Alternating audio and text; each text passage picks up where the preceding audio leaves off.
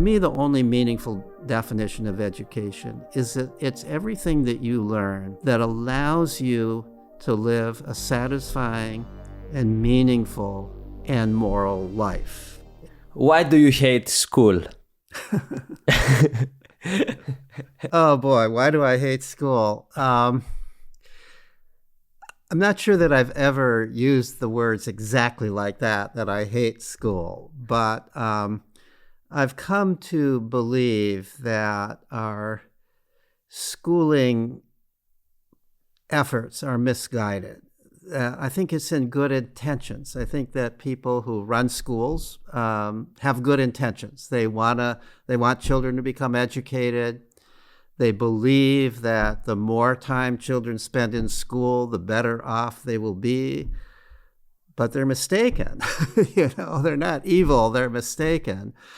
And what has happened is that over time in the United States, but also in many other countries, especially in Western Europe, but even more so in East Asia, the school has taken over children's lives.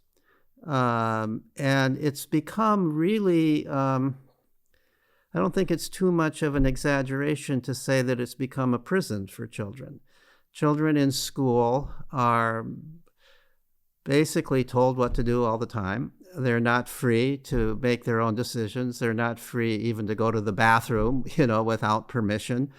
They are increasingly, schools in the United States especially have taken away recess.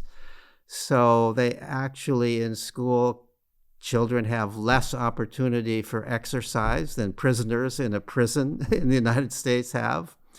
So I really believe that school is damaging children. We're seeing increasing rates of anxiety, depression, even suicide among school-age children. These are at record levels now. Do you think this is about school or is about social media, these studies that you are talking about? Because the last 10 years, social media happened and also... Yeah, it's not social media, it's school. And the evidence for this is that this all started before social media. This is not a new thing. So this has been a gradually increasing thing. So why it's increasing, though, the last couple of years? It's been increasing for 50 years. It's been gradually increasing over 50 years, at least since 1970. With every decade, children are less free to play and explore and really be children. With every decade, the rate of anxiety, depression, suicide has been going up.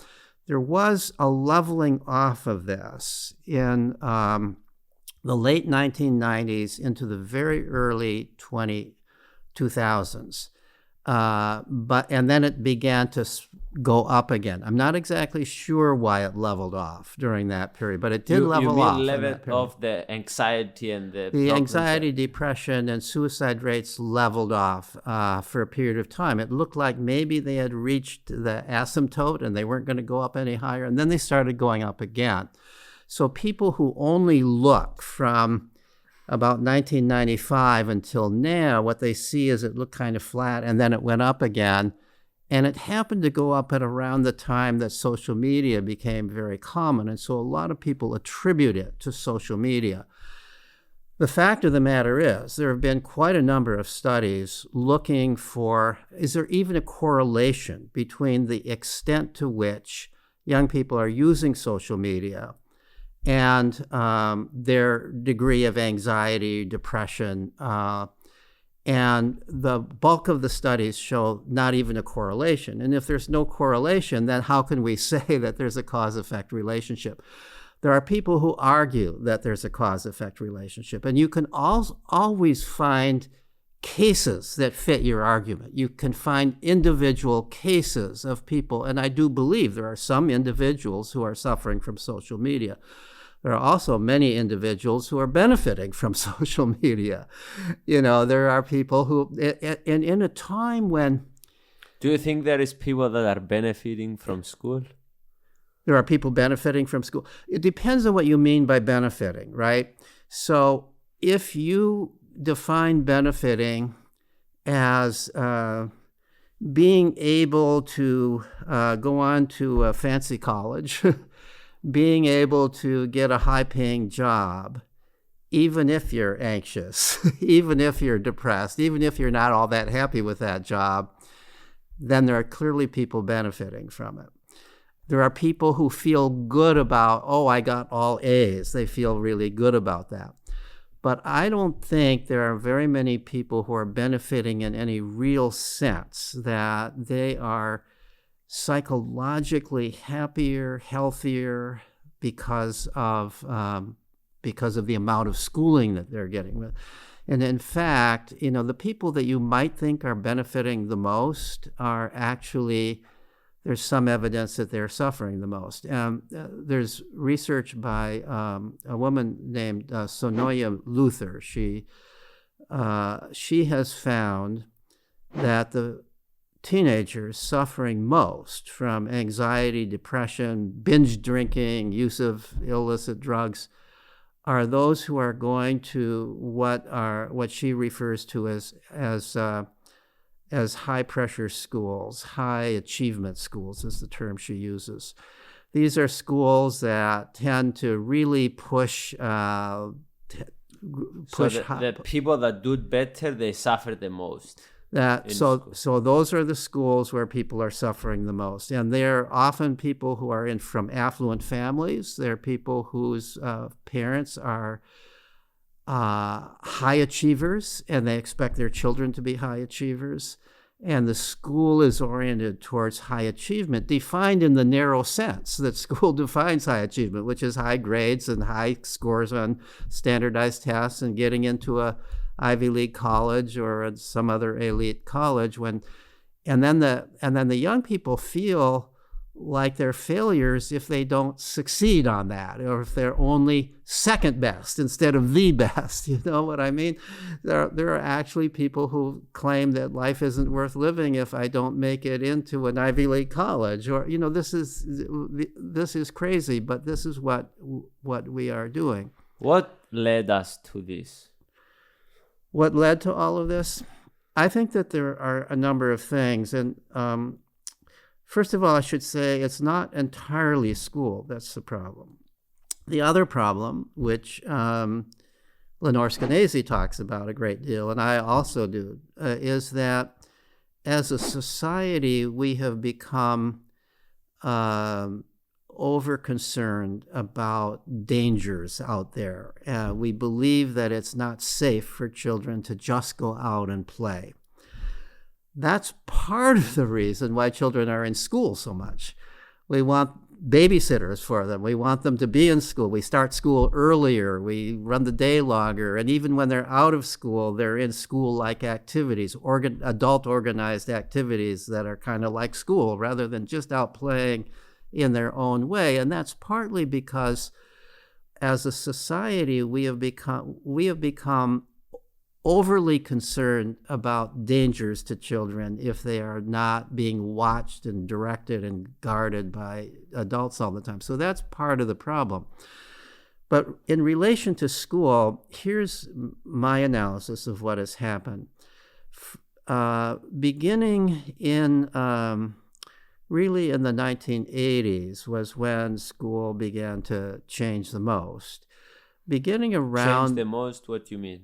When we began to add more homework in school, where we began to even add homework in kindergarten, when we began to increase the school year, we began to emphasize scores on standardized testing. There was a book published in the early 1980s that I'm trying to remember the title of it, but basically the theme of the book was that our children in the United States are not achieving academically as high as children particularly in East Asia. All right. So around this time, or shortly after then, around this time was when we began to have international standardized tests, the PISA tests.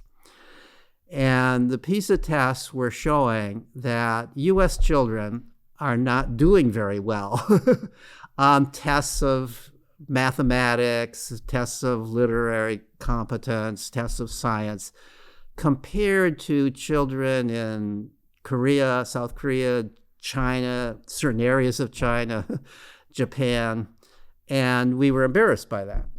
So we began to want to mimic what those schools are doing without being aware of the fact that children in those schools were already suffering from anxiety and depression and suicide. It's a factor of competition that with the countries we want our kids to do better, but we forgot to look at what's the right metric to identify that.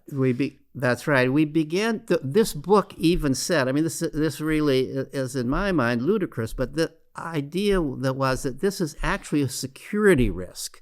We are not secure as a nation because these other countries, particularly China, right? Because they can do better on these tests. So they're going to be able to build better bombs. They're going to be able to do all these things that endanger us, that our country is in danger because our children are not scoring as high as those tests. That's how crazy it is. But that's what people believed. The other thing that happened then around this time, is that up until about 1980, schools were funded primarily by local property taxes. So schools were funded by the locality. So here in the town of Millis, where I live, the school would be funded by people in Millis. Now, quite understandably, there was concern that this way of funding schools is not fair, because Millis is a pretty wealthy community. So in Millis, if it's just us funding Millis schools, we can pay a lot for schools. But somebody in a much more poorer community, they can't raise as much money for schools.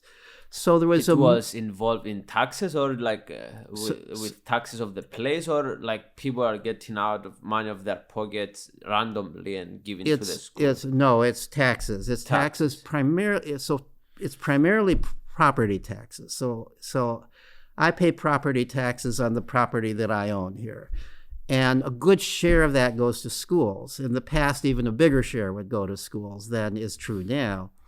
So people, quite understandably, decided this was not really fair in the United States. So the state government, state taxes began to go more and more to schools. So schools are still funded partly by local property taxes, but also by state.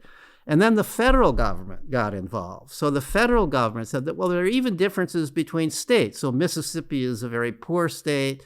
Massachusetts is a pretty wealthy state. So we're going to try to even that out by providing federal money for schools. Now, as soon as you provide federal money or even state money, that implies a certain amount of state control and federal control of schools. Whoever pays the bills has control. So we're going to give you this money if you do this, this, and this. Interesting. And that this, and this included standardized testing that all the students have to take.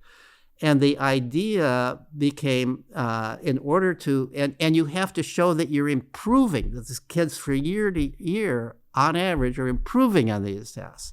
And teachers are now going to be evaluated based on whether their students improve. So teachers now have a motivation to improve test scores. In the past, teachers tended to have a much broader view of what education is. They would get to know the kids, and this kid needs this, and this kid needs this, and these are a group of kids who their interest is in this area, and as the teacher, I'm interested in this. I'm able to talk about this in a way that gets people excited. But now everybody, regardless of who the teacher was, regardless of who the kids were, their purpose was to increase the scores on these standardized tests, same tests for everybody. That changes the nature of school. Instead of being a kind of a opportunity to really discuss things, to let's try out this idea or that idea, or you're interested in this, so you read that book. Not that it was ever all that great, but there was much more flexibility, both for the teachers and for the children, than once we began to be focused on these tests. So that played a big role. So it was with the wrong motivation that the government did that. It was to compete with other countries, to just raise the score. So whatever motivation, whatever whatever motivation you give to the school, this is what the results you are going to get. Mm-hmm.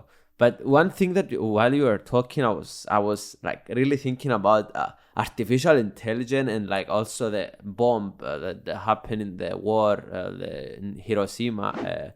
So the atomic bomb, that the countries were competing who is going to do the bomb first, and and that led to catastrophe. And like now the countries are competing who is going to have the best grades, and that led to a catastrophe. And now countries are competing who is going to build artificial intelligence better, mm-hmm. and that's probably going to lead to even bigger catastrophe.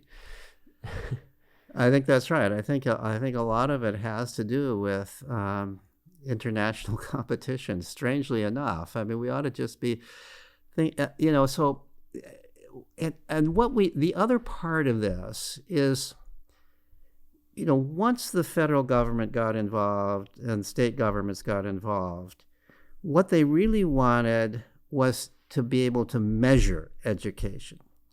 I've always argued you can't measure education. Okay, let's talk about it. You can't measure education because real education, is a different thing for every single person. So I define education. To me, the only meaningful definition of education is that it's everything that you learn that allows you to live a satisfying and meaningful and moral life. Everything that you learn that allows you to satisfying, meaningful, and moral life, right? Now, there are certain things that you and I and everybody else would want to learn to live that kind of a life. We would want to be able to speak our native language. We would want to be able to use computers in this day and age, right? You're kind of lost if you can't. There are certain things we'd all want to be able to control our emotions. We'd want to be able to know how to make friends. We'd want to know, there's certain things we want to know. Most of these things are not taught in school. Yes, these things that you mentioned is difficult to make a test, and you can't make a test of those things. These are things that children learn in play. These are things that children learn on their own. These are things that children need free time to learn. In terms of the kinds of things being taught in school, we don't all need to know how to do calculus. We don't need to all know how to do it. And if you think about what is a satisfying and meaningful life for you, is probably different in many ways from what is a satisfying and meaningful life for me. So if we were to say, between you and me, who's the best educated? What would that question even mean? You are the person, you have certain things that are important to you to know. They may not be at all important to me. So the question even for success in life, it's irrelevant as well. That's right. It is. And, part of my research even shows this, because I've been studying people who are not going to school, who are not going to school as we know it. They're not going to a course of school. They're not going to a place where they're being required to learn certain things.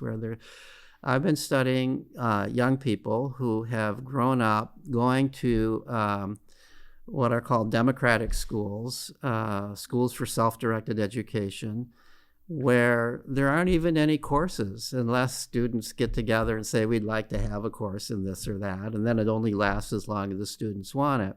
There are no tests. There are no grades. There's no comparison of who's better or who's worse. I've been studying children who are at such schools and who are graduates of such schools now for many years. Are there many schools of There are a fair number of schools. All of them are pretty small. But I began this research many, many years ago at a school that's here in Massachusetts called the Sudbury Valley School. This school was actually founded 54 years ago, so it's been around for a long time. So this is a school where there are children there from age 4 on through 18 or 19 years old sometimes. There is typically anywhere between 100 and 150 kids at the school. They are free to pursue whatever interests they want to pursue. They're not segregated by age, so children of all ages are playing and interacting together. The staff members don't call themselves teachers. They're just the adult staff members. The rules at the school are made by the school meeting, where all the students and staff members together sit and decide on what the rules would be. And the rules don't have anything to do with learning. The rules have to do with, if you make a mess, you've got to clean it up. If you, of where you're allowed to eat food and where not, of some definition of bullying, and you're not allowed to do that, and so on and so forth. So basically, the rules are. So the kids put the rules, and and all of these rules are the. They vote. They vote. So it's whether you're 4 years old, or whether you're a 70-year-old staff member. Everybody has the same vote. There are many more kids than staff members, obviously. So it's primarily kids who are there voting. The school has been going on like this successfully now for over half a century. And are people going more? Is like people are understanding, like get more kids now? So I would say this particular school reached a peak about 20 years ago, and it has not increased. In fact, it's decreased somewhat since then. There are more schools like this than there were in the past.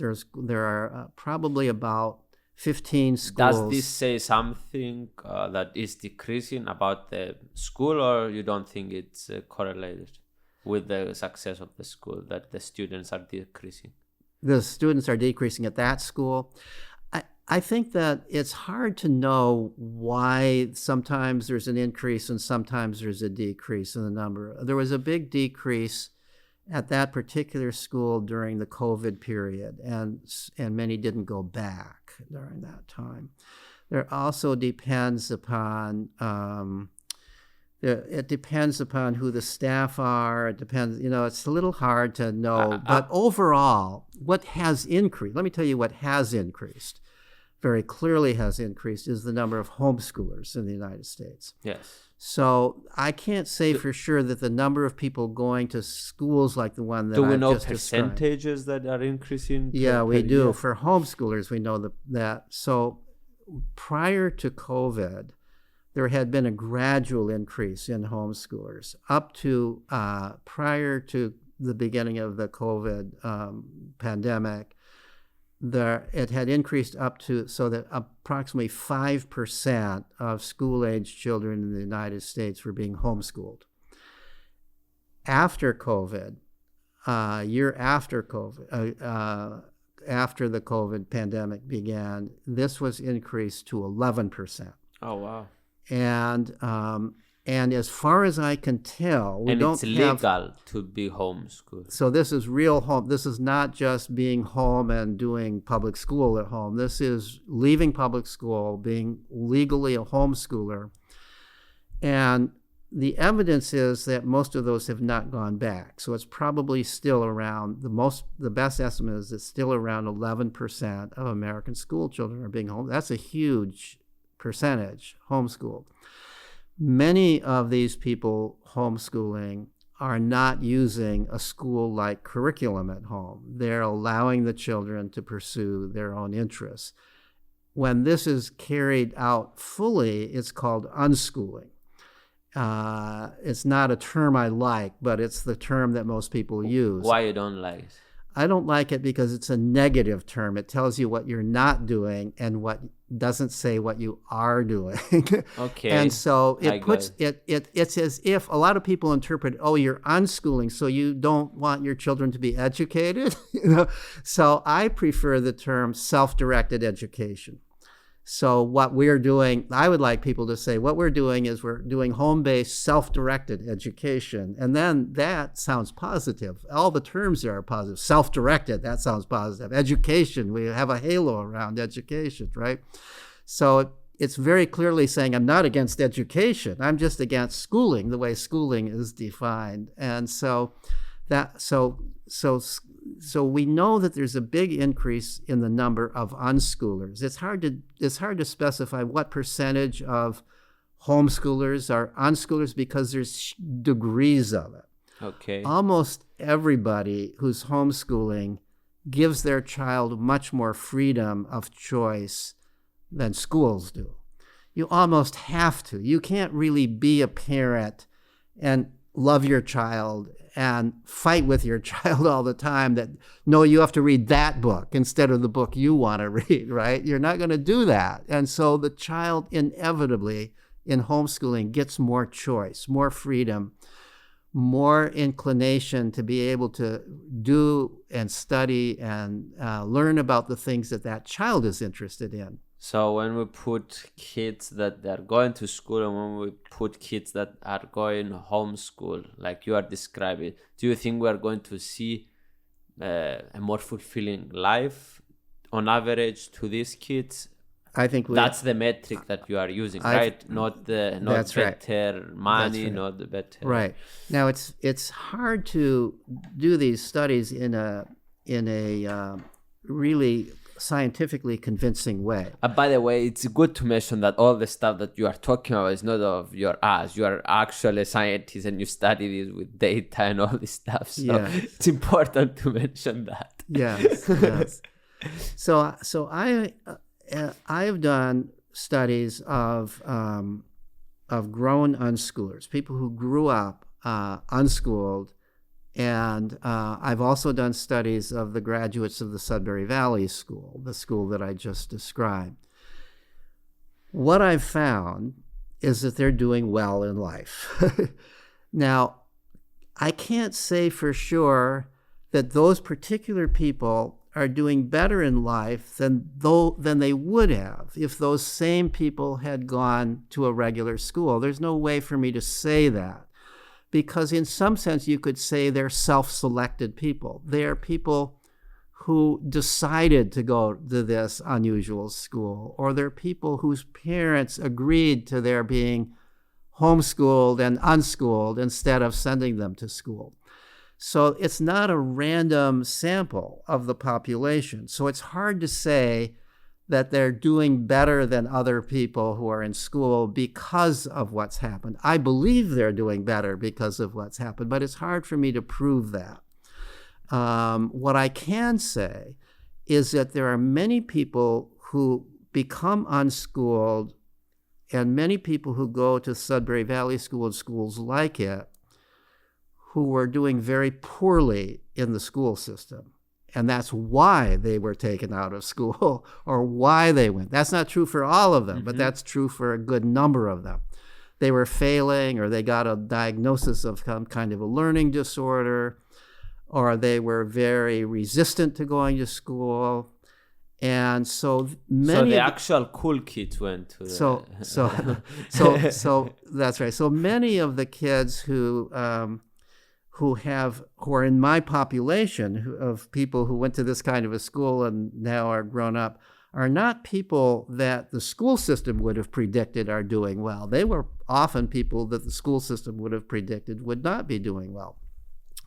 What I found is that these people who have not done typical school, first of all, if they want to go on to higher education, they want to go to university education, they seem not to have any difficulty doing it. Even if they haven't taken any schooling before, they've managed to get in, even into very prestigious. How? They do it by, I actually think they have an advantage over kids from regular schools, and here's why. They know what they want to do. If they're going to higher education, they've got a reason for it. They're not going on to college just because everybody goes on to college, or they feel like they have to go on to college, or they feel like they're not going to learn anything if they don't go to college. They know they can learn on their own. They know they can take charge of their own life. So if they're going to college, they know why. And they're able to tell the college why and able to show the college why. So I want to go. So I'll give you just one example. So this is a woman who is a graduate of the Sudbury Valley School. She, for one reason or another, hard for me to imagine why, was interested in economics. She'd been reading economics books. She was really interested in economics. She wanted to go to Brandeis University, which is a pretty difficult college to get into here in Massachusetts. And the reason she wanted to go there is because she'd been reading books that were written by the chair of the economics department at Brandeis, right? So when she applied to Brandeis, she made it clear, I would really like to have an interview with this person who's the chair of the department. So she interviewed with him. And she made it clear. She asked him questions related to his writing and his work. Now, this is very unusual for an 18-year-old kid, yes. right? Yes. So she knew why she wanted to go to Brandeis. Now, I'm sure that chair of the department, I can't say for sure, but I would imagine he immediately called over to the admissions office. He said, "This girl is brilliant, you better admit her." Well, whether she was brilliant or not, she was interested in economics. She knew what she wanted to do. She convinced this guy in an interview that she was interested in this, and I'm sure that he was flattered that she had been reading his work.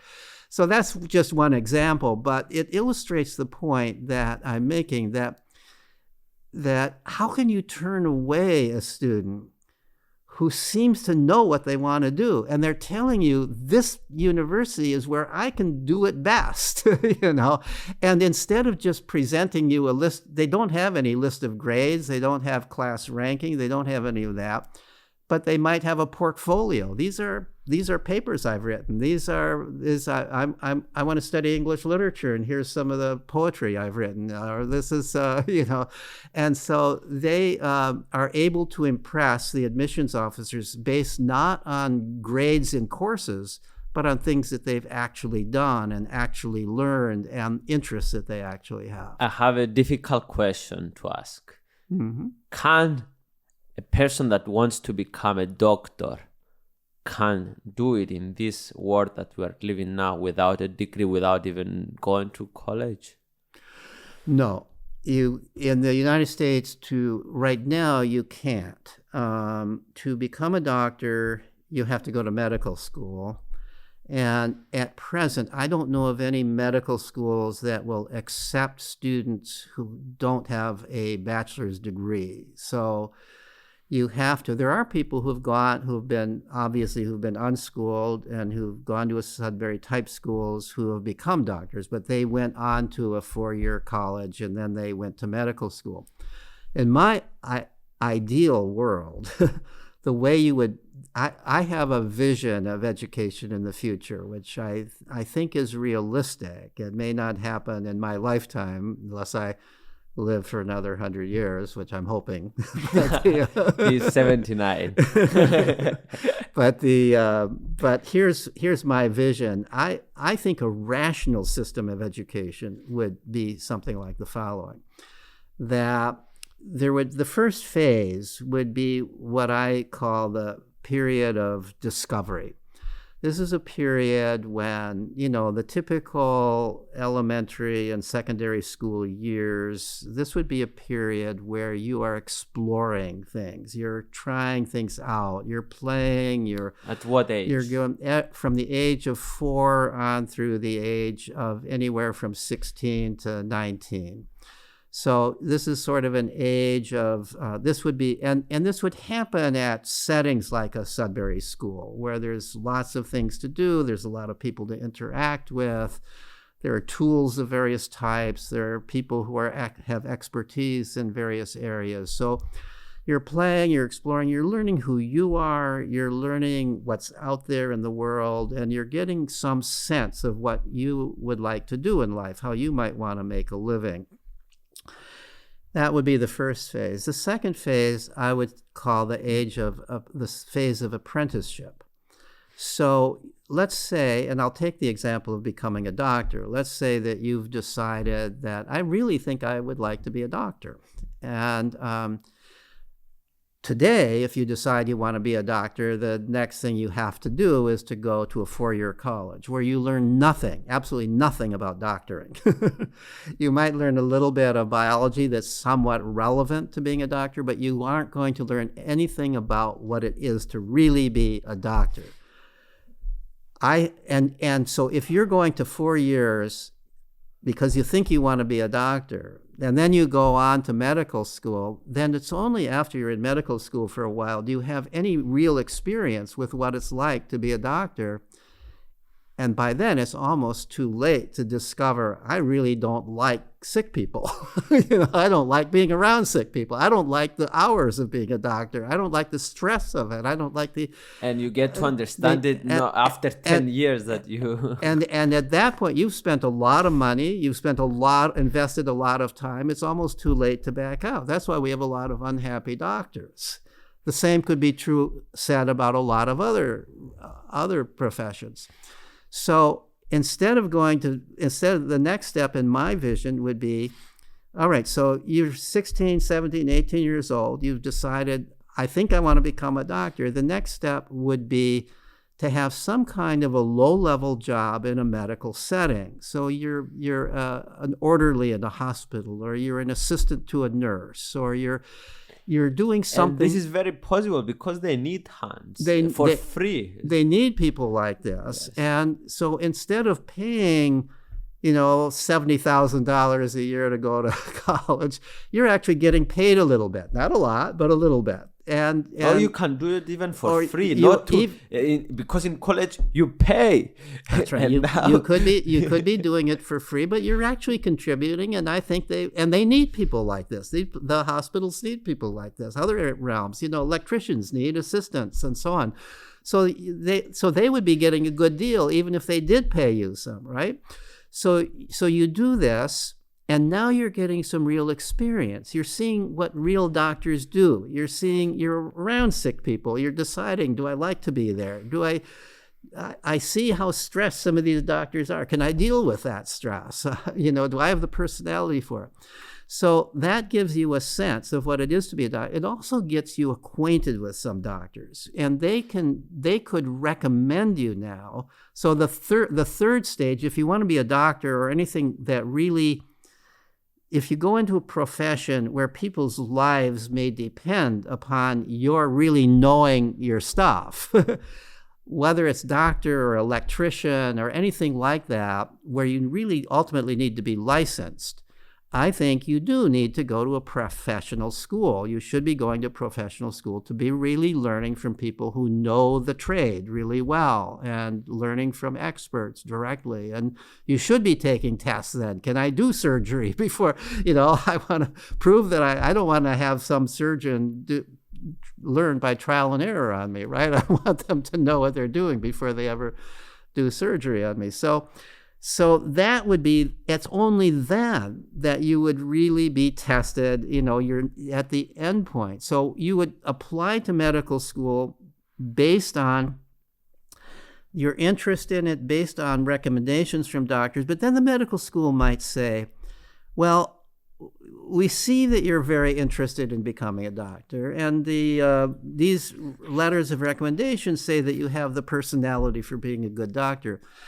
But also being a good doctor requires that you understand a certain amount of science, so before we would consider your application, we are insisting that you take a couple of courses, a course in organic chemistry and a course in microbiology. And so there would be places you could take those courses. And that would prove that you can do the science part of it. You're not doing 4 whole years of courses. You're just taking a couple courses that the school says this is important for us to decide. And then you go on to medical school. So, and that would be the example of doctor. But for other areas, there are many areas you wouldn't need to go on to a professional school. If you're going to be an artist, it's important to work with artists, but you're not going to kill anybody if you draw a bad picture, right? So it's, and there's a lot of creativity there. There's less, so depending upon the career, the stage of apprenticeship may lead directly to the job, or it may lead to higher education. Which one you think is worse, is doing more damage to our society, school or university? So school and the university are so intertwined that it is difficult for me to say which is doing more damage, because what has happened is that if we were to do away with the university, schools would become better. I'm sorry, what you said? If we didn't have the goal of going to the university, okay, then our schools would be better. Because it was not going to be a mark. Because right now, the way, if I've actually done this, if you ask a high school teacher why they are teaching these subjects and what their goal is, they will say, depending on the school, but most often they'll say, because this is what they need to learn to go to the university.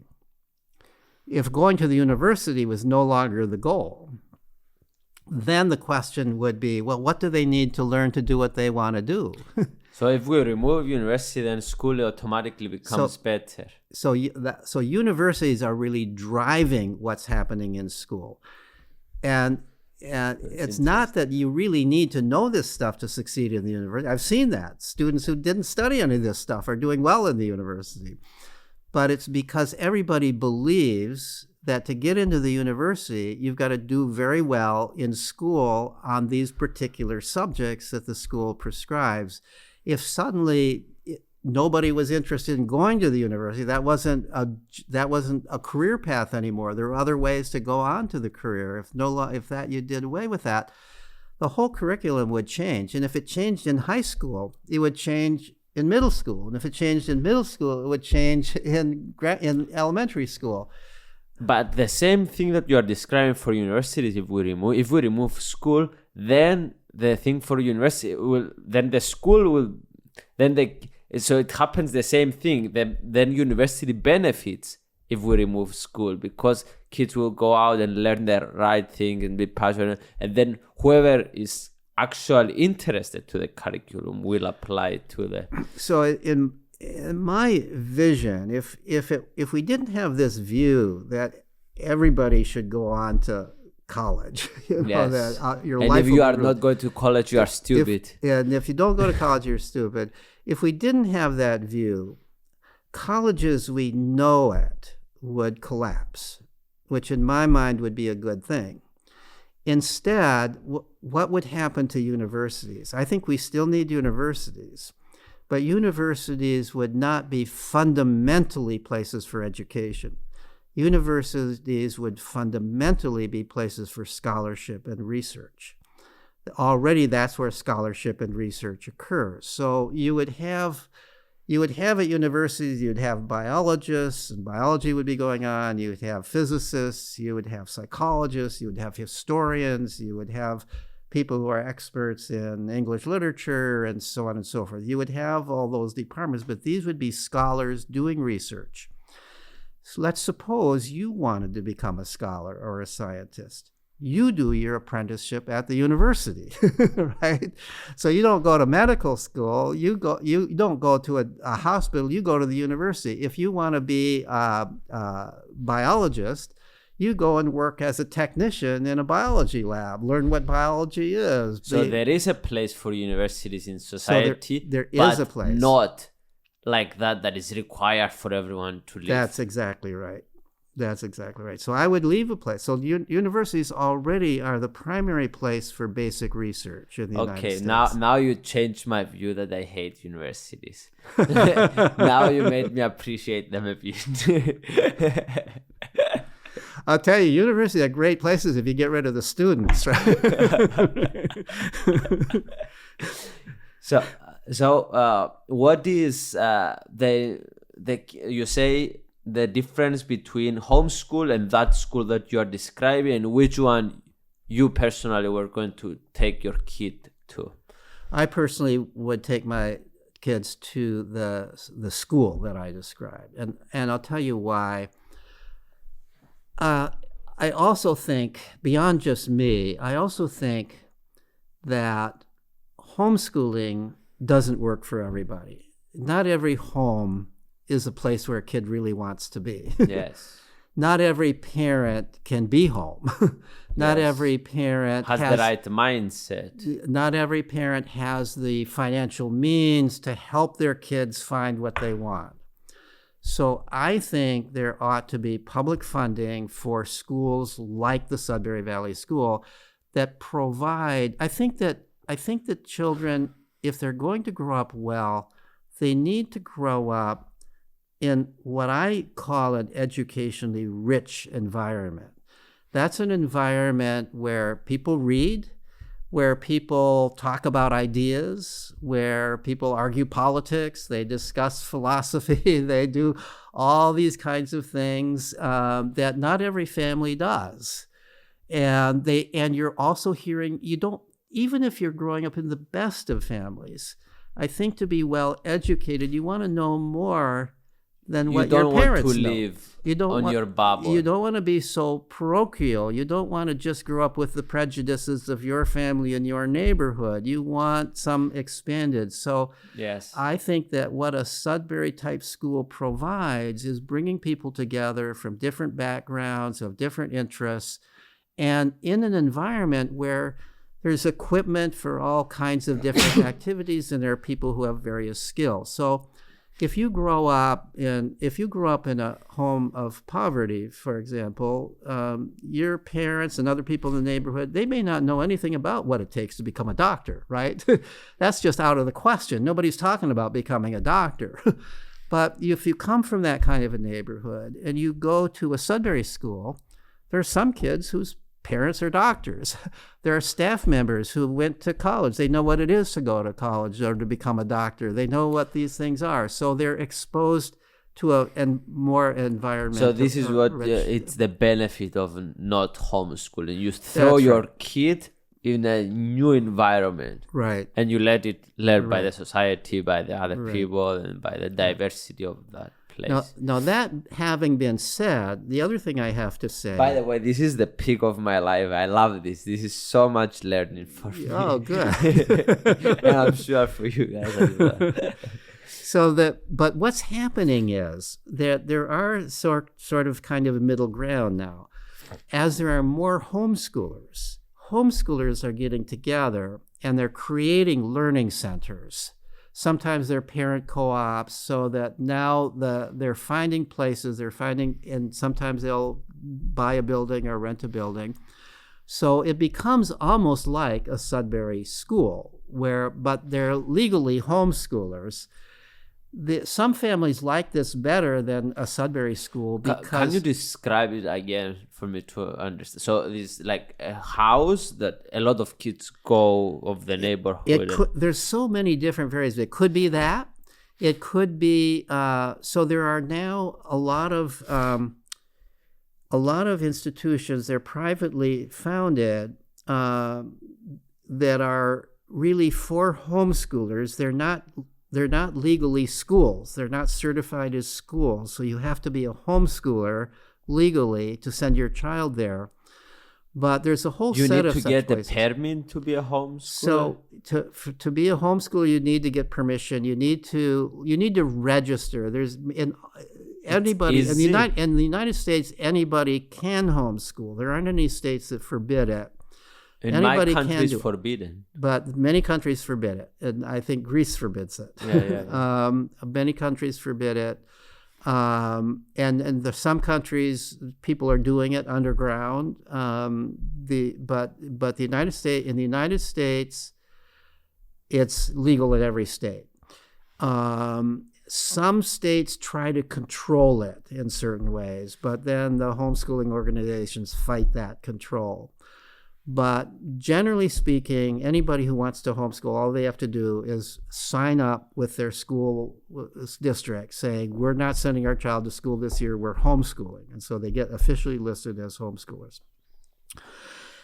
If you're homeschooling, then... And they don't get any money? And they don't get any money. So you're sacrificing but money. You are allowed, actually. You should be getting money. Absolutely. Because you are paying your taxes. That's right. And like a portion should go to you. That's right. If money went to you that could be used for schooling, that would enable a lot more people to do homeschooling. Yes. That's not the case. So and right buy now, your kid a tablet that you can't afford. And schools like the Sudbury Valley School cannot get any public money either. Okay. So that means you've got to pay tuition to send your child there. That limits who can go, even though they keep the tuitions very low. And some of the schools, that can be one reason that is not growing to a fast rapid That's definitely one of the reasons it's not growing. So now some of the schools that are modeled after Sudbury Valley have a sliding tuition scale. So they'll charge fairly high tuition for people who can afford a high tuition, and then even no tuition for people who can't afford any tuition. But there's limits to the degree that you can do that and still, not charge so much that for other people that they aren't going to go to the school. So that definitely is a limiting factor. Whereas homeschooling, at least you don't have to pay any tuition for it, right? Yes. But it means that if you're going to provide experiences for your child, you're paying for those experiences. Yes. If you're going to... let's say, a reasonable thing that a homeschooler might do is your child wants to learn a language. Let's take a trip to France, immerse ourselves in French for a while. You can do that if you're fairly wealthy. You can't do that if you're poor. But if you,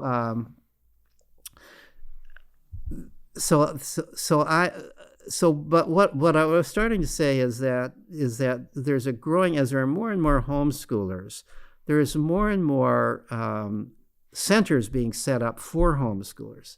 But most of those also do charge a tuition. So in order to support the center, in order to support the people who are operating it, it's usually lower.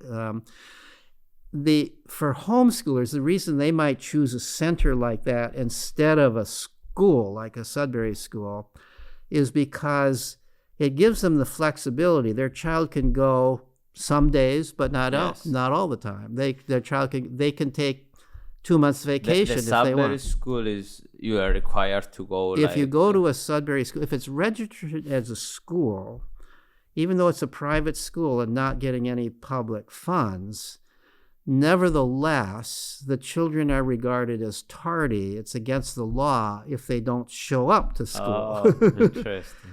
Homeschoolers would rather... A bit confusing, all these regulations. Yeah, so they have to... Now, they're flexible about it. They will, you can go in and sign in and then take a field trip to go off and do whatever you want if you're beyond a certain age at such a school. And if the family decides they do want to go to France for a week, the school will call it a field trip or something. So technically they can say this was school, this was a school. Because they understand the philosophy because and all they understand the philosophy of that. So they can get around the law, but nevertheless, there's this general requirement. And so for some homeschoolers and for some kids, even that is too much restriction, that they have to be there pretty much every day during the school year, and they're supposed to arrive by a certain time and leave at a certain time and so on. So there's I would say there are many more people now who are attending learning centers for homeschoolers than there are attending schools that are modeled after Sudbury Valley or similar to it. So I want to talk about social media and the internet. Yes. How this, now the kids, in my opinion, the 15, 16, 17 years old kids, they are cleverer than their high school teachers. So how do you see this? And how do you see the future of this? And Yes. Well, this is one of the reasons I think why schools are going to become obsolete. What obsolete means? Because obsolete means they're no longer relevant to life. There was a time before the internet when knowledge existed only in certain places. You had to go to the knowledge. Schools were places of knowledge. Universities were places of knowledge. You had to go to where there's books. You had to go where there's professors. You had to go where there are people who are knowledgeable. That over time has become less and less true.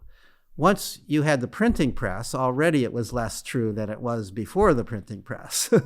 Everybody was ignorant before books were cheap, unless you went to the universities that were run largely by the Catholic Church, depending upon where you lived, right? So they sequestered knowledge, they hoarded knowledge, and only certain people could go and learn there. That's where universities really began. If you wanted to know something, how were you going to learn it? You don't have the books available to you. Don't know.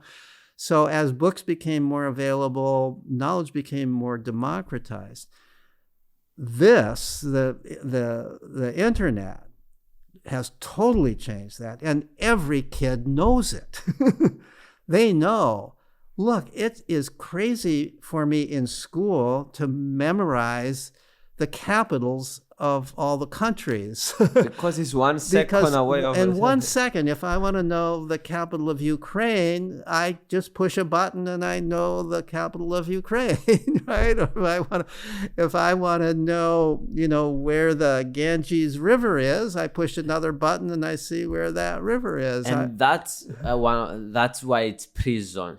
So that's one of the reasons that they feel they're in prison. So that's what. So all this stuff. There's no, school has been a great amount of effort in school goes into drilling stuff into your memory. Of course, people forget it anyway, but kids nowadays know there's no point in memorizing it in the first place because it's all stored on. I just make a click on my iPhone, my cell phone, and I find it. A simple example for when I was at school, the girl that was doing religious study, I don't know, the religious topic, she was telling us something about Jesus and something about how this happened. So I was like, okay, I Googled it and I was like, no, I think this is wrong what you said. And she was like, no, it's right. And like I said, this is what Google said. Right. This is the data. And like she was not able to respond. Like all the kids in the class, I understood that who was more reasonable on their argument, me or her. Right. So I think this is because a 50, 60-year-old person that doesn't know how to use the internet is by definition not as understanding of the word, and like he's directing the kids to do what. Right. I mean, it's ironic that not surprising, but ironic that schools prevent you from bringing that cell phone to school because it's cheating, or because you're going to get distracted by spending your time on it instead of listening to the boring lecture that you're supposed to be listening to.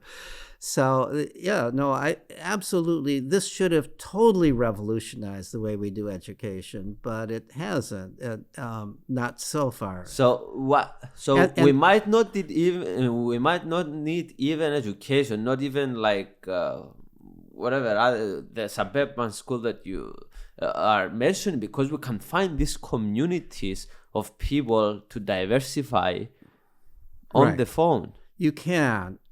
I think, though, that there's a real value in a community of people in person. I think that although I am a big supporter of online communication, I don't think it's harming children. Many people think it is. I don't think it is. I think it may be harming a few, but I think largely it's a positive benefit. But I don't think it totally substitutes for the need for children to get together physically with other children, run around outdoors, play all kinds of games, roughhouse, learn how to deal with people face to face, where you just can't turn a button and they're off. I think there's a lot of learning that goes on in real communication. There's a kind of way of making friends where you're in person that goes beyond making friends over just the internet. So I think that the social experience in growing up, and especially the experience of playing outdoors and interacting with people outdoors, is a very important part of growing up. That's why I think it is important during this first stage of growing up, especially, that children have lots of opportunity to be with other children in a situation where they can interact freely with those other children. As it turns out, when children go to a typical school, they're with other children, but they're not able to interact freely and really be children with the other children. At a place like a Sudbury school, they go and there's other children over the whole age range, and they can play and act like children with them and have all the experiences that nature meant for children to have that are really important for growing up. Do these people that they go to this, because my brother now, I have twin brothers that they are 16, and one out of the two wants to drop out of school, but he is so afraid of the society. He understood like what we're talking about by himself, right. But he feels like he knows everything. But he feels like if I go out of school, then like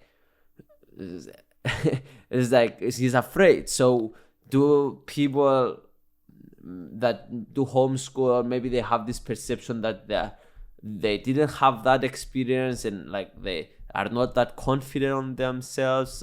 So I think what you're describing is very, very common. I think there would be many more people dropping out of school if there wasn't that fear. I think because it takes courage to do something that is different from what most people do.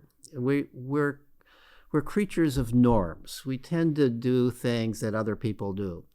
And for the most part, there's value in that. We couldn't have human societies if all of us just did whatever we wanted to do, right? If we tend to look around, what are other people doing, and we do what they do. School is something that pretty much everybody does, and not only do the other people in our age group go to school, but our parents and everybody in their age group went to school. Our grandparents probably went to school. Their parents most likely went to school. This has been several generations. Everybody's gone to school. We have come to believe that going to school is just an inevitable part of growing up. How can you grow up without it? How can you become educated? It's all part of the culture. It's part of everybody's thinking. So people who make the decision to leave school, whether it's the parents involved in the decision or the children themselves, if they've been in school for a while, often talk about a need to go through a deschooling phase. And what that means is changing their mental attitude. It doesn't occur right away. Like even if you've made the decision, let's say you're 16, you've made the decision, I don't need school anymore, I'm going to leave school. There's still something in your head that says this is wrong to not go to school. And you've got to work on getting that out of your head. That's what's called deschooling. Part of it comes from talking to other people who've already made this decision and becoming encouraged. That part of it comes from making a clear plan. I'm not just leaving school, but instead of thinking about what you're not doing, thinking about what you are doing instead. That's different from dropping out. That's dropping up. I've decided that. So I'll give you an example. Yes, dropping up. I'll give you an example. I have. My youngest brother left school at about age 13. He didn't like school. He was feeling insulted at school. And one day he just walked out and never went back. But he also knew what he wanted to do. He was interested in music and in becoming an instrument maker, making instruments, making banjos, guitars. He had been fooling around with that a little bit on his own, and ultimately he went to, this was kind of a school. This was actually a place for dropouts and with kids who aren't going to school. And so this is in Vermont, in Montpelier, Vermont. They had this place at this time just so the kids wouldn't be on the street, But so he went there, and the guy was smart enough to say, well, so Fred, what would you like to do? And he said, well, I'd like to make banjos. And well, there was nobody there who knew anything about making banjos, but this guy got him in touch with somebody who made banjos, and he became kind of an apprentice, just a banjo maker, and then ultimately went on to making guitars and other instruments. He's now a pretty famous instrument maker. He's got, by the time he was 20 or so, he had one of his beautiful handcrafted guitars was in the Smithsonian Museum in Washington, D.C. And so he left school partly because he hated school, but also he had another plan, and he worked on that plan. And so I think when people leave school, it's important for them to say, I'm not a dropout. I'm somebody who is taking a different route. Yes. And for me, this is a better route. This is my plan, and it might be wrong, it might be a stupid plan, but but I think this plan will take me where I want to go, or will teach me stuff. So. Yeah, and the other thing about it might be wrong is one of the important things that we, especially in today's world, that we all have to learn is we will fail at some things.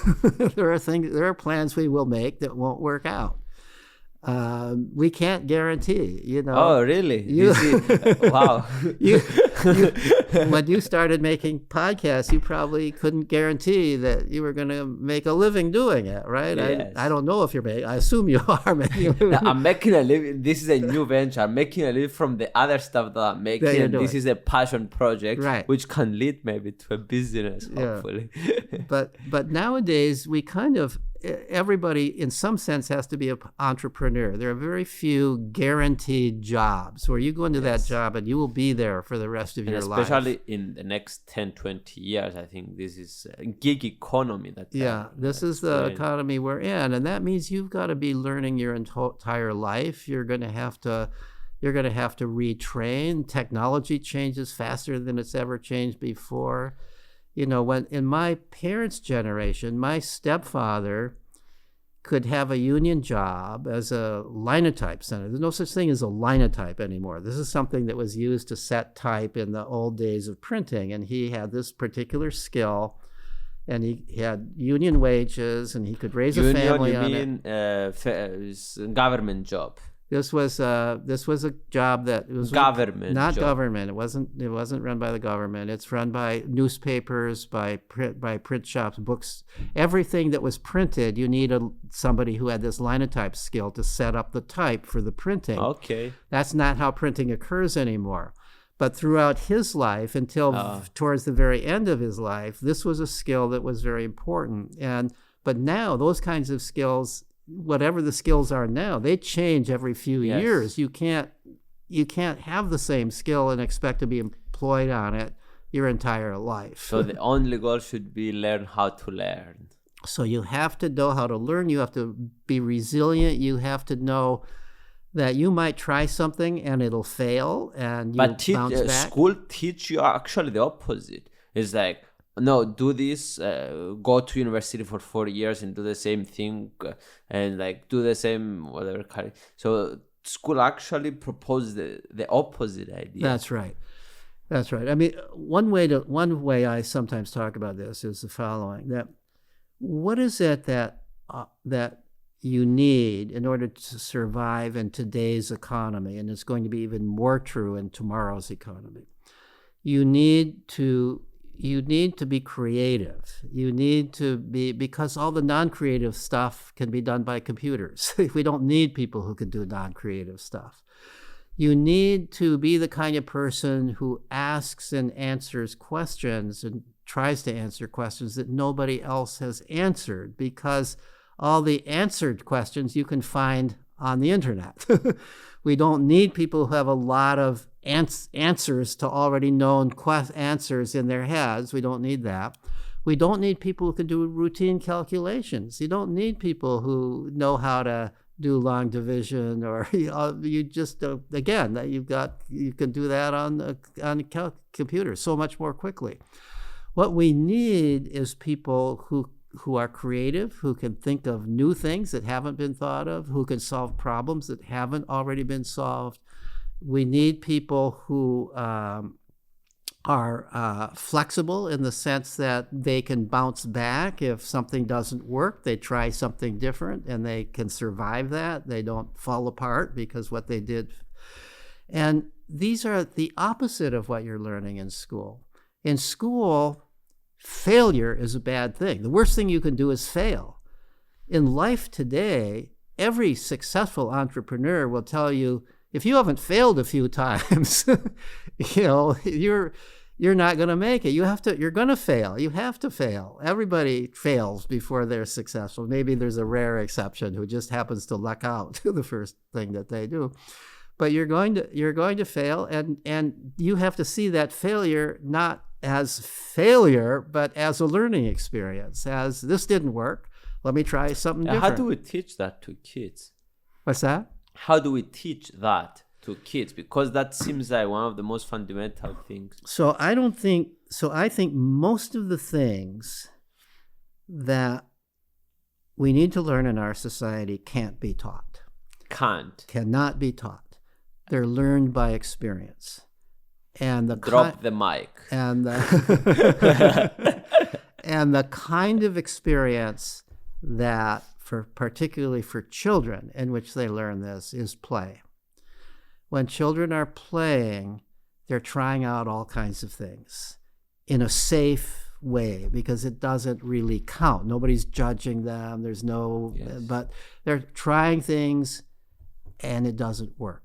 Look at how little children learn to walk. Let's start with that, right? All children, unless there's something biologically wrong with them, learn to walk. Nobody teaches them how to walk. Their early walking is clearly play. It meets all the satisfying. They're doing it on their own. They're doing it in a good mood. They are failing. Over and over they fail. They fall. They get up. They do it again. Fall again. Get up. They keep doing it. They are learning and experiencing that failure doesn't stop me from trying again.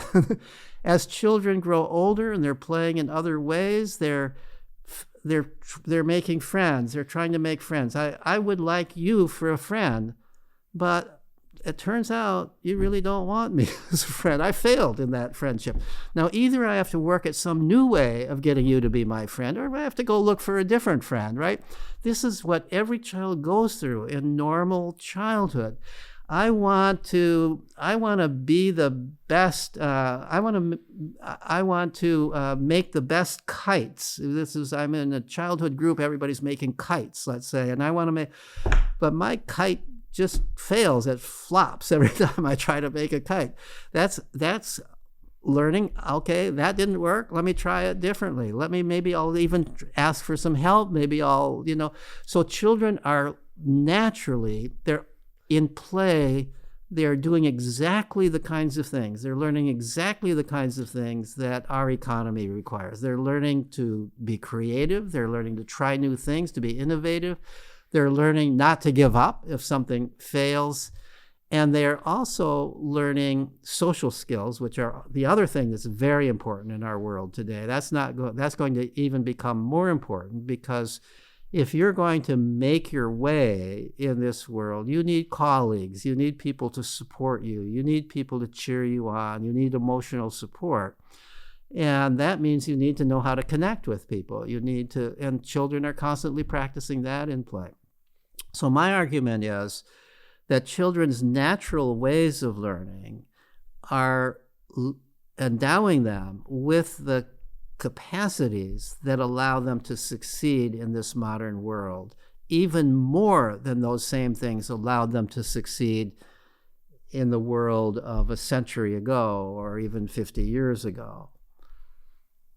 So this is kind of comes back to what you said before with the parents as well, to not like, oh, yeah, do it the different way, or like, oh, it's okay, like, or over parenting them and don't allow them. So just let them do their thing, kind of.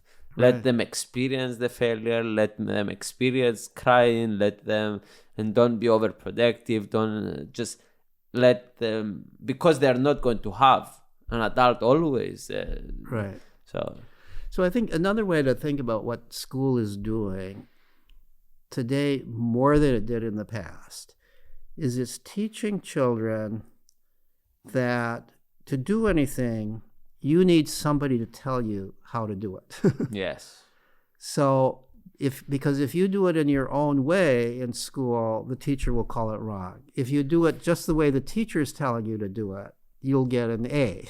And nobody succeeded by doing things that other person told them. Right. So you're learning that, and that continues in higher education. That's the same true in college. It's a little bit less true in college, but college is becoming more and more like high school. And part of it is because as high school becomes more and more that way, the kids come more and more almost demanding that the professor tells them exactly what to do. It's no longer appropriate for the professor to just say, so I'd like you all to write a term paper on some topic that's relevant to this general subject that you're studying here. Now the students want to know, well, how long should it be? What should, tell me some topics that it could work. Tell me how to find the information. They want the professor basically to kind of write the paper for them or tell them exactly how to write the paper. So you can understand why they do that, because in fact, ultimately it is the professor who's grading them, and so they don't want to take a risk. They want to ensure that they'll get a good grade as grades in their minds become more and more important. We are hearing more and more from employers who are hiring people fresh out of college who will say things like, I hired this person to solve problems. I hired this person to do things that I don't know how to do, to figure out how to do them. But this person comes and asks me how to do them and says that if I give the person, and more the employers are saying that my young employees are saying it's not fair of me to expect them to know how to do it unless I tell them how to do it, or to judge them poorly, or to fire them because they didn't do it if I didn't tell them exactly how to do it. So people are expecting that some higher authority is always going to be telling them exactly what to do, and that will prevent them from failure. That's what we're teaching students. And this is becoming more and more true in a world where the economy demands for that to be less and less true. So I consider you the grandfather of all the people in the world of unschooling. You are the father of unschooling, the father of these types of education. So I want to kind of dive into how you got involved in this stuff, right, and like how you became this. Right. Well, first of all, let me say that there are people who even preceded me, as old as I am, in this realm. So, for example, John Holt, way back in the 60s, he really is actually the person who coined the term unschooling. And so he motivated many people at that time to move into unschooling. And there are people who founded the Sudbury School. And so there are people who've been in this realm for quite some time. So now again, what was your question? Yeah, I want to, you said that, I say that you are the father of all the people, yes, the modern schooling. So I want to dive in a bit your personal life and how you got involved. How I got in, okay, yes. To all these things, yeah, and how it So I got involved in it many years ago. I was I was already a professor at Boston College, teaching in the psychology department, conducting research really that was very different from the research I've been doing the last 3 or 4 decades. Conducting research on rats and mice and studying their brains and how certain hormones bind in the brain and affect behavior. But meanwhile, I had a son, a child, who was resisting school. He went to what was regarded as a perfectly good school, suburban school, public school. He hated it from kindergarten up, and he was constantly fighting it. His mother and I were constantly being brought in to the school to talk to the teachers about what are we going to do with this child who refuses to do what he's told to do in school or does it in different ways.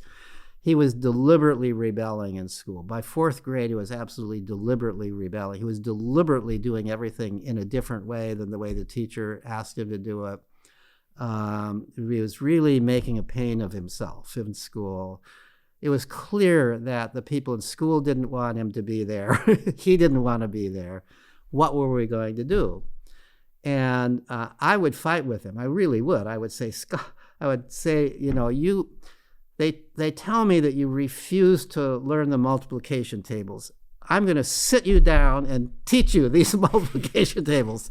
So he would sit down and stare at me and make faces at me like it was a big confrontation. It was a issue with him. He was not, as long as people were telling him he had to learn the multiplication, he wasn't going to do it. He could still do multiplication. He could figure out answers, but he wasn't going to memorize the multiplication tables. He also, you know, for example, just to give you another example, I always find this to be kind of funny, that at the time when they were teaching in school how to use punctuation and capital letters when you're writing, he made the choice to write like the poet E.E. Cummings, who would put capitals and punctuation wherever he pleased. And he would say, I'm writing in the style of E.E. Cummings. So I would, you know, he would do his arithmetic problems and he'd find some other way and he'd get the right answer, but the teacher would call it wrong because he did it wrong. You know, so it was kind of, it was not like a little child's being naughty. It was more like a teenager deliberately trying to undermine the system, you know. So what were we going to do with this child? So we decided at the end of 4th grade that we had to take him out of school. This just wasn't working. He was going to continue to fight as long as we made him go. So we looked at various other schools, and you know, the only schools that are different are private schools, so we'd have to pay tuition. At that time, we didn't have much money. There were some progressive schools that were kind of more free, and we visited them, and he thought, you know, in his words, this is still a prison. It's maybe a nicer prison, but it's still a prison. And then we finally visited the Sudbury Valley School. I already knew of the school, but it was kind of the last one we visited. And when he saw the school, he said, if this is real, if this isn't a mirage, if this is all real, what I'm seeing here, this is what a school should be. He was very clear on it. He knew this is what he wanted. And the tuition was very low there, even though there was tuition. We could afford the tuition there. And the school was only 2 miles from where we were living. And at that time, 2 miles is regarded as easy walking distance for a 9 or 10-year-old. He was 10 years old by the time he started there. So it was close enough for him to walk to school. And so he enrolled there, and he was very happy there. And he became the kind of cheerful kid that I knew before he ever started school, not the angry kid that he was after he started school. So all that was good, but I, like many parents, had my concerns. All right, I'm glad he's happy. I'm not particularly worried about his learning. I know he learns all the time. He's learning. He's a big reader. He doesn't. But what if he wants to go to college? What if he wants to become a doctor? What if he wants to do something that would require a college education? Could he go on? Is he limiting his life in some way? Does everybody become a starving artist or musician who goes to this school, or can they go on in whatever career they want? Even Peter Gray had I had those questions and those concerns. So I would ask people about it, and I'd be told certain stories, anecdotes about so-and-so who went on and they're doing well in life. But, I'm a scientist, so an anecdote isn't enough. One example isn't enough for me, or a couple of examples. So I ended up doing a systematic survey of the graduates of the school. Of the graduates of the school. The school had already been in existence long enough that there were about 90 graduates of the school who had been there for a significant amount of time, some of them for what would have been all of their elementary and high school education. And they had been out of the school for at least a couple of years. And so along with part-time staff member at the school who helped me locate the graduates, we did this survey in which we asked them things like, did you go on to higher education or not? And if so, why did you go? And how did you get in? And how did you do there? If not, why didn't you go? We asked them about the careers they're in. We asked them about what they saw as the major advantages, if there were advantages of having gone to Sudbury Valley, and the major disadvantages, if there were disadvantages of so a whole set of questions like that. We asked them what they had done when they were students at the school and what they were doing now. That study really impressed me. That study really was so astounding in a way that here are a group of young people, young adults, who did not do school as we usually think of it, who spent their time playing, hanging out, exploring, doing all the things that kids do when they're free to do what they want to do, and they're doing okay in life. Maybe even better in life than kids who are going to school. And they are saying almost nobody had any complaints about doing it. Some of them said, well, there were times I worried that I didn't know what other people knew, but I got over that. Or they would say, okay, so I went to college, I majored in biology, and the first year in biology, I was worried that other people who'd taken biology would know more than I did. But I found if they used a word that I didn't know, I just looked it up, and it wasn't that difficult. There were one or two people who said, well, what it didn't train me for. So I was so free at the school, and then now I'm in part of life where there are more constraints, and it was hard for me to adapt to that, but I can adapt to it. So there was nobody who said that they regretted having gone to that school. I think by now there are some people who would say they regret it for various reasons. But at that time, out of something like 90 graduates, I think there were actually in the end about 80 of them that we identified and who completed the survey. None of them said they were sorry that they had gone to that school instead of a more traditional school in that group. So that was really, and they had gone into every kind of career that we think of as valuable. Doctors. That's right. They had gone. They weren't. There were more artists and musicians than you would expect from the general population. Okay. But they were good enough, for the most part, that they were making a living, or they found some way to make a living, and they were happy doing art and music.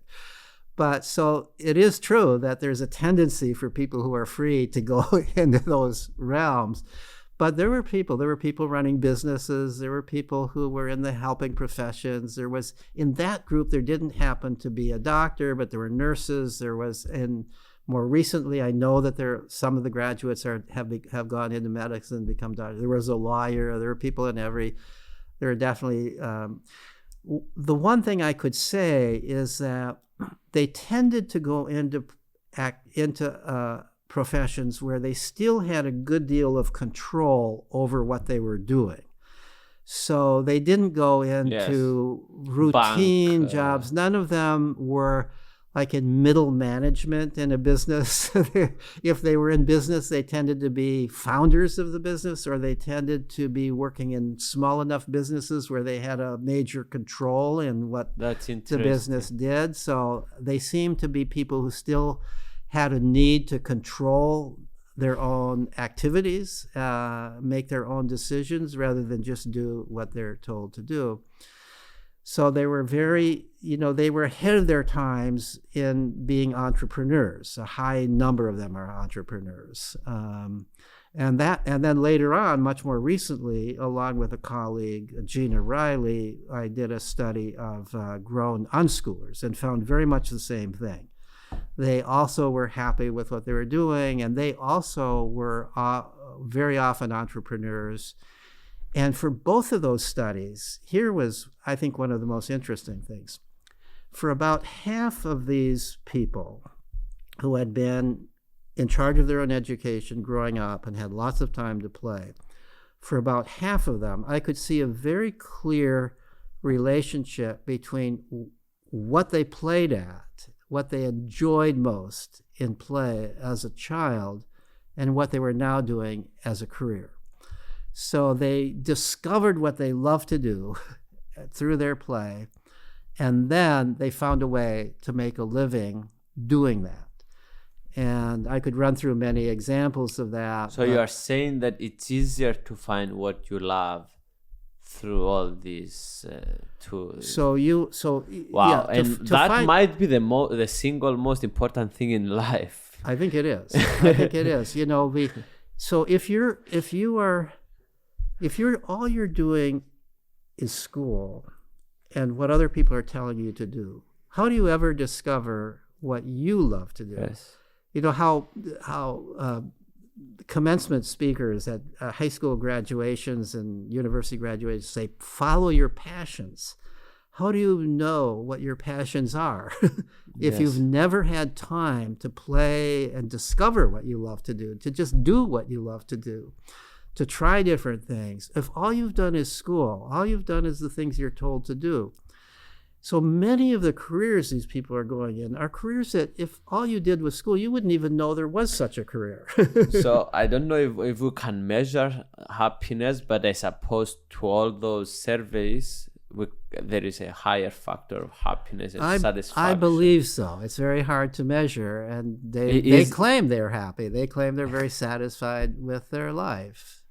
So with your son, and after your son went through all this, you were like, no, fuck this university stuff, and I'm going to come full-time studying this, and like I'm going to write books. How did everything? So it was a gradual change. So that study was the first study that I did that was not with rats and mice. So that was and I published that article in the American Journal of Education. So I now had a different orientation. I continued to do the rodent research for a while, but I never had the passion for it as I did. I mean, to me, this was a remarkable discovery. This was something nobody else in academia was writing about or doing or talking about. I thought the world needed to know about this. So I followed it up. Even while I was still doing my rat work, I began to do other research that was relevant. So the next question, after finding they're doing well in life, and even though they primarily were just playing on doing what kids do, the next question was, well, I really need to look more closely at play. What are they really doing when they're, quote, just playing? How are they learning all this stuff? And so I actually had a graduate student who got interested in this and who did his doctoral dissertation under my direction, in which he spent many, many days, over 2 or 3 years, a couple of hundred days at the school making observations. And we decided to focus in this study on the role of mixed age interactions at the school. the founder of the school had always said that a school like this wouldn't work if it was age segregated, that the reason it works is the younger children are always learning from the older children. They're modeling themselves after the older children. They're acquiring the skills that older children have because they see older children doing it and because they're playing with older children. I mean, just to take one example, how do kids learn to read in an environment where they're not being deliberately taught to read? Well, they're playing with kids who know how to read. And nowadays playing a computer game and there's words on the screen and the kids who can read are pointing out the words, and it kind of, as a side effect, they're sort of teaching the younger ones how to read, or they're playing a game that involves adding up numbers to keep your score or calculating averages. And the older kids who know how to do this they're not because they're deliberately trying to educate the younger children, but just to play the game, you've got to know how to do this. And so this is happening all the time. It's happening in climbing trees. It's happening in what we call academic kinds of things. It's happening all the time. And this is how we learn. Like from my experience, like one big part of my education is modeling after my 7-year older brother. So I was like, and like it was a funny meme in the family. Right. It was like, oh, Phidias is just copying what my brother was doing. So exactly, exactly. So I've come to believe that young children especially, are not that interested in adults, not that interested in what adults do. The fact that adults can read, that doesn't necessarily impress a 5-year-old. Because adults are like a different animal, they can do all kinds of magic things that I at 5 can't do, right? But if a 7-year-old is reading comic books and really enjoying them and talking with other 7 and 8-year-olds about them, I want to join that group, right? I want to be able to do that. That 7-year-old isn't that different from me. If he can do it, I could do it, right? And so I think that kids really model themselves after older kids when they get an opportunity to do so. And older kids, what do they get out of interacting with younger kids? They're learning how to be caring and nurturing, how to teach in the natural ways of teaching, how to be a leader. They're getting a sense of their own maturity. I might be just 8 years old, but I am somebody who can take care of and help a 5-year-old. That's an important learning experience growing up. And what you said, sense of maturity, that's important. Is I'm growing up, you're like having satisfaction, or like you have confidence, or that you know something.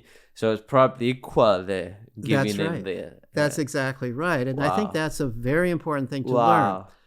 Learning that for me is like you are taking stuff from people when you are learning from them, but so you are, that's right. So in this age mixed environment, unless you're the very youngest kid at the school, there's always people who are older than you. If you're the oldest kid, there are the staff members there who are older than you. There's always people who are older than you, and there are people who are younger than you. And so there are always people that you can be helpful to and leading and teaching, and there are always people who can help you. And people want to help. People like to help. People feel good about helping. People of any age do. It allows you to feel good about yourself. And when you've got everybody at the same age, at all the same level, helping becomes less of an issue. Competition becomes more of an issue. If we're all the same age, then the question becomes who's better. Oh, wow. Who's better and who's worse. But if we're all different ages and we're playing together. What do you think about competition? Do you think it's a healthy thing in life, or do you think it's unhealthy? So what I mean is that and this is especially true if you're in a school environment, which is a competitive environment to begin with. It's all about competition. But if you think about kids in school, in a typical school, even at recess, they're all the same age. And so there's concern about who's the best soccer player, who's the best runner, who can run the fastest, who's the strongest of us, who can ridicule the other people better, and this also promotes bullying. This is why schools are often breeding grounds for bullying, because you're age segregated, you're kind of in this and it becomes a kind of a competitive world in that. But if everybody's a different age, there's no if I'm 14 years old, there's no point in my trying to prove that I'm better than an 8-year-old in anything. If we're playing together, we want to play in a way that's challenging to both of us. But winning or losing is not the issue. We're going to play in some way that's fun for all of us. If we generalize, not in the school environment with mixed age, like competition is a healthy thing or unhealthy thing? I think that there is such a thing as healthy competition, but I think that we emphasize competition way too much in our culture, way too much. I think children are not naturally very competitive. I think children naturally want to play in cooperative ways. They want to make friends. They want to keep their friends. They know intuitively, at least if they've had much opportunity to play, that you don't keep your friends by beating them all the time, right? You have to figure out ways of playing. If there's any such thing as winning or losing, you have to balance it out so your friend wins some of the time. You have to. If you're the bigger, you have to self-handicap in some way, or you're the smarter, or you're playing. So you can watch games of chess at the school. It happened to be that when my student was doing chess was a big game at the school, and you would see older kids who are good chess players playing chess with younger kids. And you would think, well, what fun would that be? But they would figure out a way to make it fun. Usually the older kid would, would challenge himself by, I'm playing only with half of my pieces on the board. Mm-hmm. And I am also pointing out to the younger player, if the younger player makes a mistake, an obvious mistake, pointing it out and explaining why that's an obvious mistake. So it is in some sense a game. Either player could win or lose, but you're self-handicapping, you're helping the younger player. It's also a teaching situation. But for the older player, it's also a situation to safely try out unique things. What if I only had a king and a queen and a bishop on the board? How would I play it? You're being creative, you're trying new things, you're trying things that you might not try in a tournament game. And so the point I'm trying to make is, whether it's chess or anything else, even if it's a competitive game like chess, or it's not a competitive game of just kind of climbing trees, or, you are doing it in a more creative kind of way, where the object isn't to win. The object is to expand your skills and help the other person expand their skills, and to both parties, or all parties, if there are several involved, have fun. Whereas if everybody's the same age, it could be that. It still could be that, and it often is. But it's a little bit more likely to be, who's the best? So now, so it evolved through these questionnaires and through your son, and now the last couple of 10, 20 years, you are full-time in doing this and writing books, and you make money out of this as well, through your books and through talk. How does it work? Yeah, so let me say first that the other thing I did before I began this kind of research, I was teaching introductory psychology at Boston College, the introductory course, and I wasn't happy with any of the textbooks. So I wrote my own book. which turned out to sell very well. Okay. And so I made a fair amount of money on that textbook, which is still being revised by somebody else. That's funny that you wrote it with intentions to teach So, your students. so I wrote a textbook, an introductory. So it was a different kind of textbook. It was a book that was more thoughtful kind of book and less, more about ideas in psychology and less about things to memorize. And it also looked at psychology from a biological evolutionary perspective. The publishing company took a risk in publishing it because a lot of people said nobody will adopt this book, but it turned out to be very successful. So I made a fair amount of money on that book, which led me to be able to retire early from my professorship at Boston College. And so I gave up. At what age? So I didn't retire right away, but I was 58 years old when I resigned my position. Normally, professors stay on forever. Yeah, it's hard to get rid of them by the university because once you've got tenure, you don't have to work that hard. You've got you give the same old lectures year after year. And they can't fire you because you're not publishing and you've got tenure. So it's very unusual for somebody to decide. And I'm not retired. I'm officially resigned because you have to be at least 65 to officially retire at Boston College. So I accepted instead this honorary title of research professor, but it's unpaid. So I'm a research professor at Boston College, but I don't have any responsibilities there. I don't have to teach. I don't have to do any administrative work. So I'm free to do as much research as I wanted. And that was in 2002. So that was 21 years ago. And so during all of that time, I have been free to pursue my own research, unfettered by having to do your own passion, anything else. And so that's when I began writing for the general public, as well as writing academic articles. It's also not until then, I mean, this might seem a little bit ironic, but I was publishing some academic articles while I was still a full professor at Boston College on self-directed education, on some of these things about play, and nobody was paying any attention to it. Nobody in academia was paying any. I never was invited to any conferences to talk about it. If they paid any attention to me, it was because of the textbook, not because of that research. And I was still getting some attention from my animal work. But as far as the academic work, the research I was doing with rats and mice, that stuff. Yeah. So, but academia seemed to be totally uninterested in Sudbury Valley or any of that.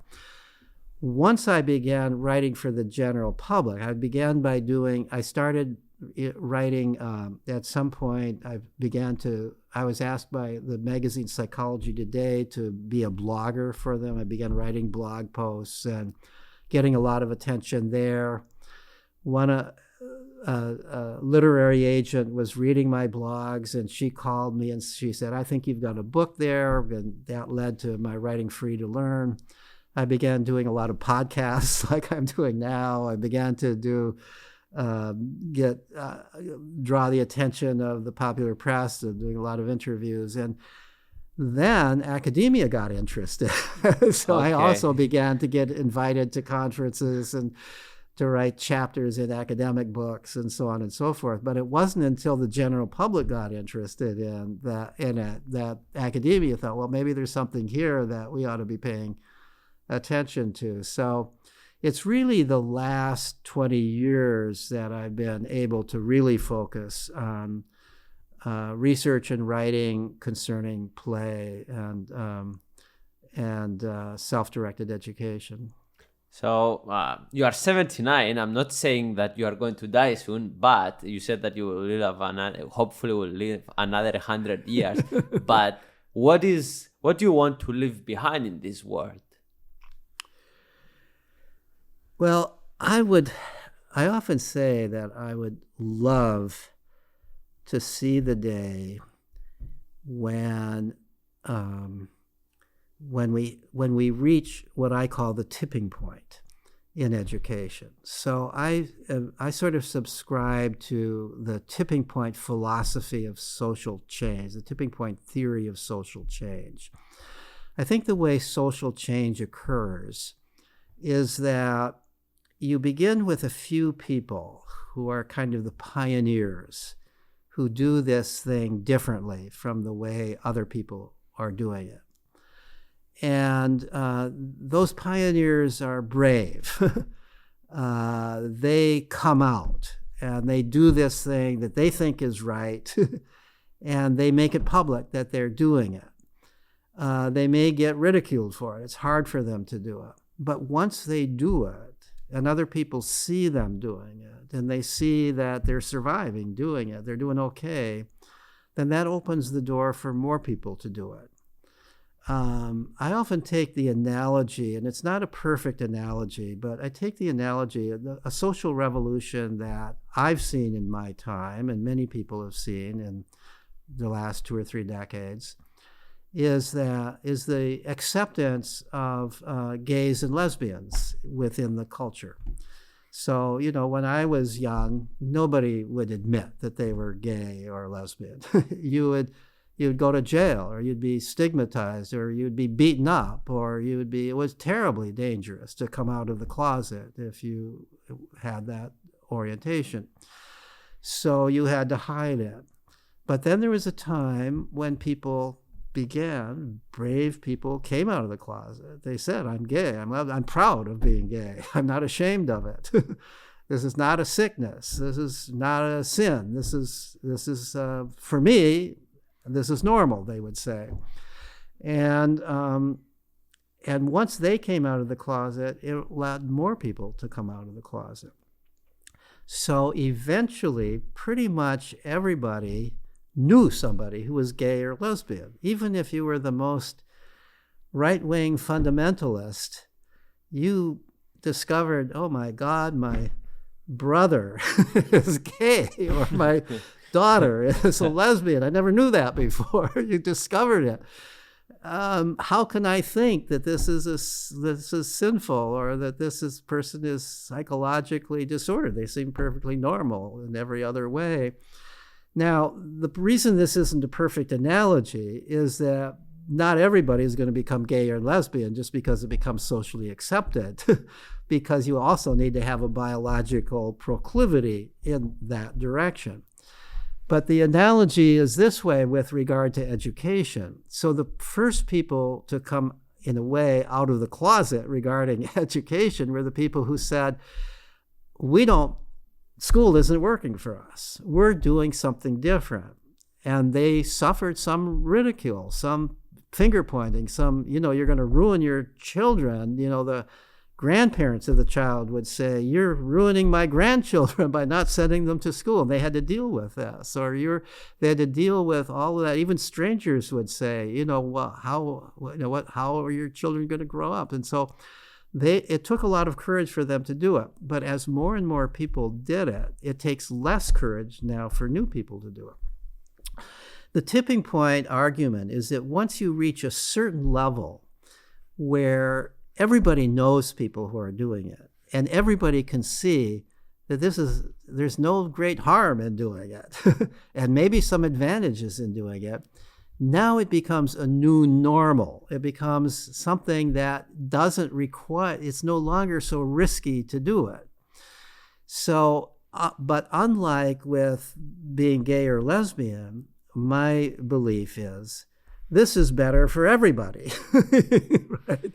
This is that now, once this becomes normal and people see it as a real choice, I can choose this. I can choose freedom for my child, or I can choose prison for my child as a system for education.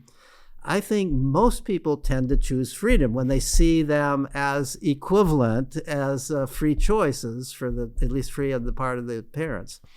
So I think that once we reach a certain point, I don't know if it's 15% or 20% who are no longer sending their kids to school, I think the schools will empty. I think then everybody's going to, 10 to 15%. And then, but now it's what's the percentage? In terms of now homeschooling, it's 11% already. So homeschooling, but that's still not quite self-directed education. That's still not, a lot of homeschoolers have a curriculum, and it's kind of a middle ground there. But I think that more homeschoolers are moving in the direction of self-directed ed, and they're admitting that they're doing it. Some people still hide it. It's okay to say I'm homeschooling. It's not okay to say that I'm not giving my child a curriculum. Some people are just hiding the fact that they're not getting it. But I think as they come out of the closet and they say, no, I'm just letting my child do what he wants to do, then so that's I think I would like to see. Here's also my dream that could conceivably happen in my lifetime. I would like to see libraries becoming the new centers for children's education. We have two systems of publicly supported education in our culture. We have schools where it's forced learning. You're required to learn what they tell you to learn in the way they tell you to learn it. And we have libraries, which by design are for self-directed education. Librarians, you go to the library, and the librarians don't tell you what to read. They help you find what you want to read. They help you find, in the days when it was not so easy because you could just use some, they'd help you find the books that would interest you. They help you do, they're designed for that. That's interesting. Libraries are now becoming, already in the United States, they're expanding their services because they recognize people don't need libraries so much for what they used to use them for. So maybe it will be, these guys that read history, they go to that place in the library. These guys that they do videography and all this stuff, they go to this part of that's interesting. So what is also happening is libraries are recognizing that there are other community needs that people have, and especially that young people have. So more and more libraries in the United States now have maker spaces in them. These are areas, they have 3D printers, other technologies, of space dedicated to that. Who comes to it? Primarily young people. There are also adults who come, but it's the young people who figure out how to use this stuff, and they're often teaching the adults. So you have kids coming to use this technical equipment. They're making things. Sometimes there's materials for doing filming, and kids making blogs and doing all kinds of YouTubes and stuff at the library. And they're meeting other kids. Some libraries now have what literally are hangout rooms for teenagers. Kids can come and they can play computer games. They can just come after school, or if they're homeschooled kids, they can come during the day and just hang out and meet other kids. Wow. So I think it wouldn't take a huge step for libraries to, especially if schools begin to not need so much of the budget, of the town budget, that as there's more of the voting population are people who are not sending their kids to school, who are saying, let's spend more money, some of that money that we don't need for the schools anymore because there are fewer kids in the school, let's spend it on the libraries. So libraries can now hire somebody who's there to watch little kids during the day. We can expand the library grounds so there's an outdoor playground for the kids. We can put a gymnasium in the library. We can have all these art supplies in the library. The library now becomes a center for self-directed education. No libraries are quite there yet, but there are some libraries that are already pretty close to being there. And so I would love to see within my lifetime, less than 100 years from now, I would like to see that beginning to happen. I would like to see the schools beginning to empty out and the libraries beginning to take their place. So I think I want as well to become a billionaire in my life. So and one of the things that I want to start ventures or whatever is maybe an ideal school or whatever. So if you had now billions of dollars, what scalable school, business, library you were going to do? how does that school, how does that library, where you're going to put your money to have immediate impact now? If you had now billions of dollars, what do you start doing? I would start supporting libraries to bring in the kinds of facilities that would allow them to develop what I've just described, allow them to become centers for self-directed education. In fact, I'm already talking to people. I would love to see a foundation developed where people who've got money would donate to this foundation. And the foundation, in turn, would give grants to libraries that are moving in this direction, so that they would provide funds during this interim phase where they're not able to get enough public funds because so much of the public funds is going to schools. No, I was talking with Lenore Skenazi about this, like why we need to do a non-profit organization about this. We need to do a for-profit organization so it can scale and we can collect money from the company and open 150 libraries without needing donations from other people. So did you understand what I said? I don't quite understand. Yeah. So I wow, I love it. So I said, why we need to do a non-profit organization? Yeah. Let's do a for-profit organization. Yeah. Let's build the library, the best library that we want. Let's charge whatever, a $5 fee of a daily entrance, and that's how you collect money. It's a business. You can pay the employees, you can grow it, and then go and start the next one with the money, and you don't depend on people giving you funds. Yeah. The problem is if you collect a $5 donation, that's not going to be enough. And so, you need, these things, these kinds of buildings, this kind of, if it's for 1,000 children every day, and it's like a huge thing that it's $5 every day is like $5 every day, but not everybody's going to be able to afford $5 every day, and even $5 every day is not going to. But $5 is the food of the children every day. Like they go to school, so I think they can afford the $5 to send their child to school. But not everybody can send their child to such a school. So libraries. So you want them to be free? I want it to be publicly supported. That's what I ultimately want. But there's going to be a transition period when it's not. It's expensive. The biggest expense for any kind of a school or any kind of a learning center, whether it's a typical public school or whether it's a Sudbury school, the biggest expense is for the adult staff. You've got to pay salaries. And the more kids who are there, the more adult staff you need, especially if there's young kids. You don't need it. A Sudbury school doesn't need as many staff per kid as a typical school does because the kids learn from one another, but you still need a staff, and that's the biggest cost. So if libraries are going to expand, if you're going to have in a library the same number of kids who are going to school in that town, you're going to need to greatly expand, and you're going to need to greatly expand the number of staff members who work there. And they're going to have to be paid a living wage. And that's going to require significant amount of money. Not as much money as we pay for public schools, but much more than $5 a person. So that's...